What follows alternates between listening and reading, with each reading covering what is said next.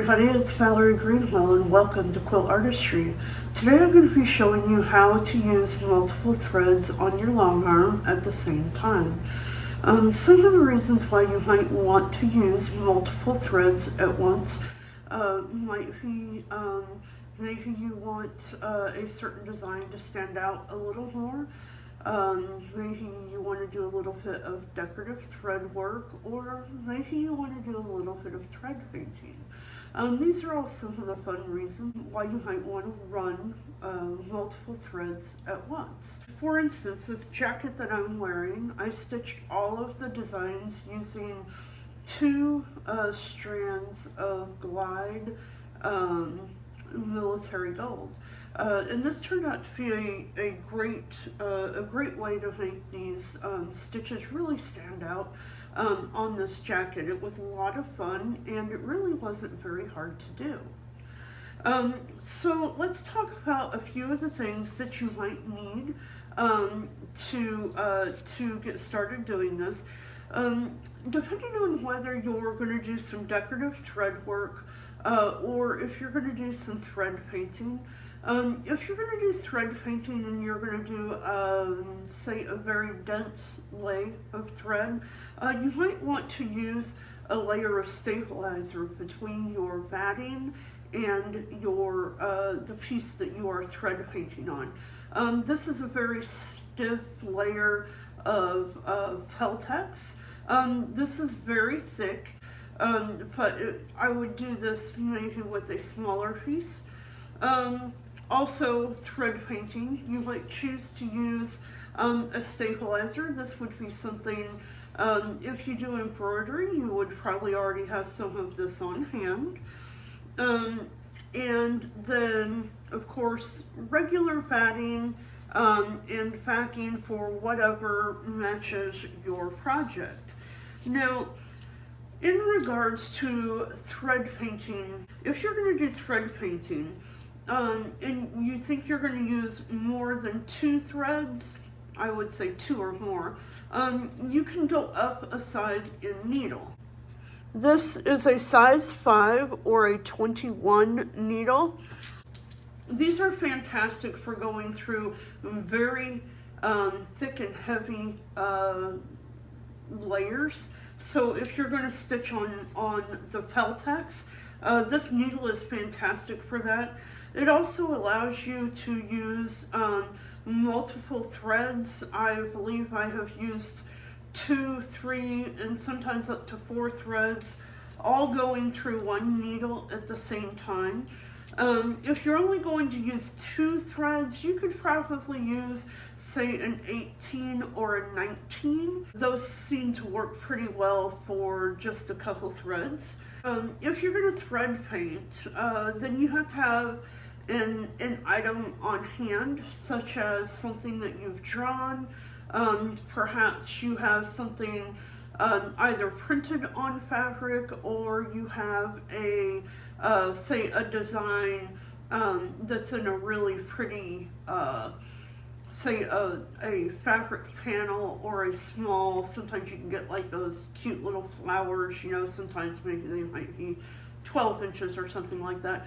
Those would be really nice items to be able to thread paint with also.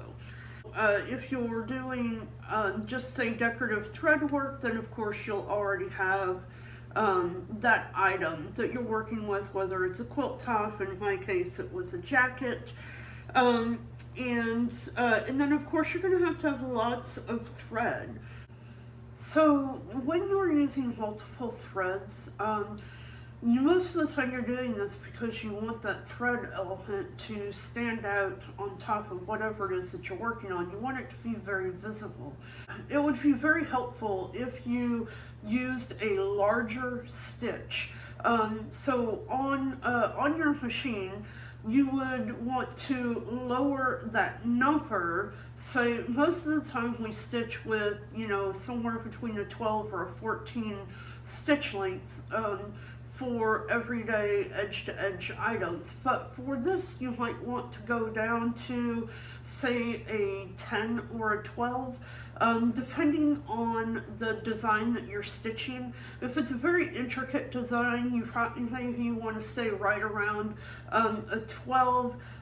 If it has a lot of curves and whatnot, you might be able to get away with a 10. Stitch a couple samples and see how it looks, and then make your assessment according to how those stitches look. Lowering the stitches per inch will allow the thread to lay across the top of the fabric, and it will be more visible.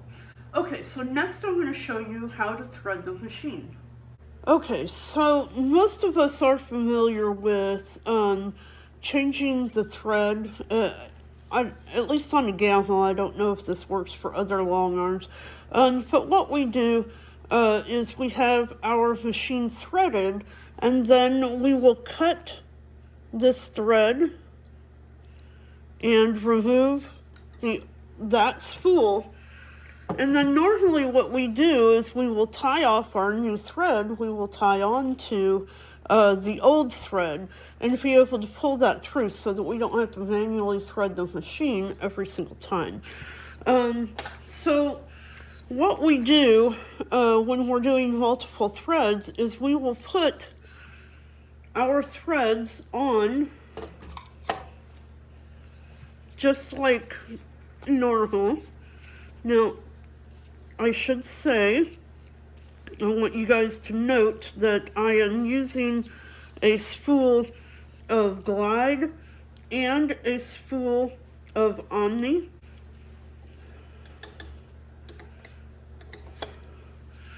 So you put both spools on, and then you will get hold of both strands of thread, and you'll hold it just like it is one. Okay, now, just like threading, or just like tying on like we always do, we're going to grab hold of that existing thread and the two threads that we are trying to tie on, and we are going to knot this together. You want to make sure that these threads are tied kind of cleanly. You don't want big heavy knots here. Now you'll see I have this tied here. This is where the knot is. Now this is my thread tail here. That's too much loose thread, so I'm going to cut that thread tail to about 1 inch or so. Okay, now that we have these threads in place, I'm going to go to the front of the machine and advance the thread. So once you are at the front of your machine, you're going to pull that thread forward, and you want to watch this. This is our thread tail that we tied off, okay? You want to pull slowly so that you can watch that thread as it advances and make sure that it's not getting hung up anywhere. So we'll pull that forward. You can see that right there. We're going to pull it again. The check spring can be tricky. Usually if it's going to get hung up, this is where it gets hung up. So pull it very slowly and watch it. Once you get past the check spring, most of the time I would say you're okay. Now you can finish pulling it through. When you get it to this point and you see your thread tails here, I like to pull that area out in front of me a little bit and hold on to it, okay? Hold on to it here so that it's straight out in front of the needle, and then give it a quick pull, and it will pull both of those threads through the needle at the same time. Now, you just trim off all of that excess, and you are ready to stitch.